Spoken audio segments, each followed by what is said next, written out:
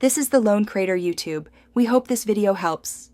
In this video, I will show you how to make delicious churros with an easy recipe. First, let's gather our simple ingredients.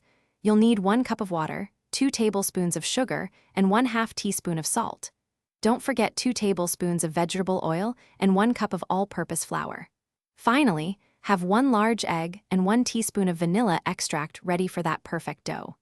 These basic items are all you need to start your churro adventure. Now, let's create the churro dough. In a saucepan, combine the water, sugar, salt, and oil, bringing it to a rolling boil. Once boiling, remove the pan from the heat and quickly stir in the flour until a smooth, cohesive ball of dough forms.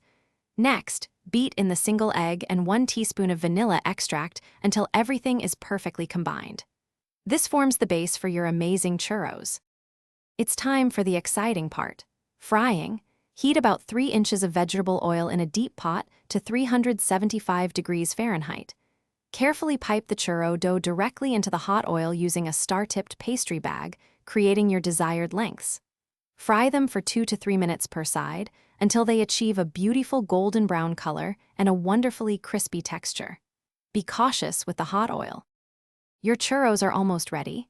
While they are still warm from frying, roll them generously in a delightful mixture of sugar and cinnamon. This adds that classic sweet and spiced coating. For an extra special treat, consider serving your homemade churros with a rich, warm chocolate dipping sauce. Now, gather your friends and family and enjoy your delicious, easy-to-make churros. Thanks for watching. Consider subscribing if we helped you.